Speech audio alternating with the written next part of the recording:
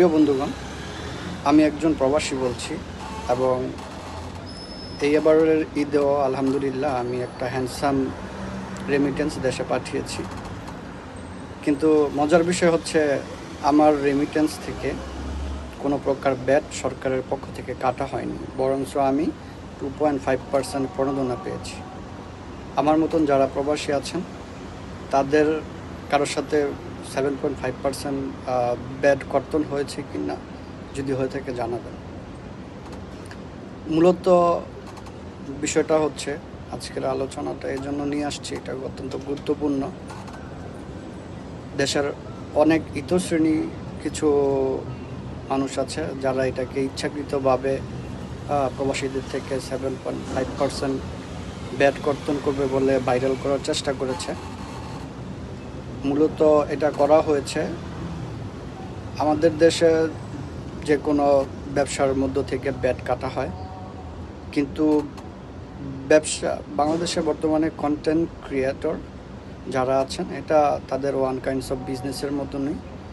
বাংলাদেশে বসে থেকে যারা বৈদেশিক মুদ্রা অর্জন করে দেশে, মূলত সরকার তাদের সেই আর্নিংসের উপরে 7.5% ব্যাট আরোপ করেছে।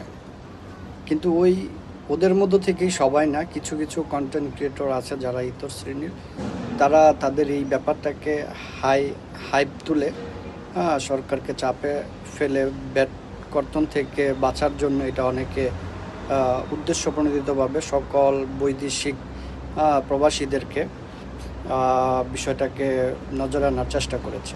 মূলত ঘটনা হচ্ছে সরকার যারা দেশের বাইরে থেকে বৈদেশিক মুদ্রা অর্জন করে, অর্থাৎ দেশে রেমিটেন্স পাঠায়, তাদের উপরে সরকার 7.5% ব্যাট কর্তন আরোপ করেনি। সরকার তাদের উপরেই করেছে যারা দেশে থেকে বিজনেসের অনুরূপ দেশের বাহির থেকে বৈদেশিক মুদ্রা অর্জন করে, তাদের আর্নিংসের উপরে সরকার 7.5% ব্যাট কর্তন করেছে। তো কাজেই কেউ এই একটি সূক্ষ্ম ব্যাপার নিয়ে বিভ্রান্তির শিকার হবেন না।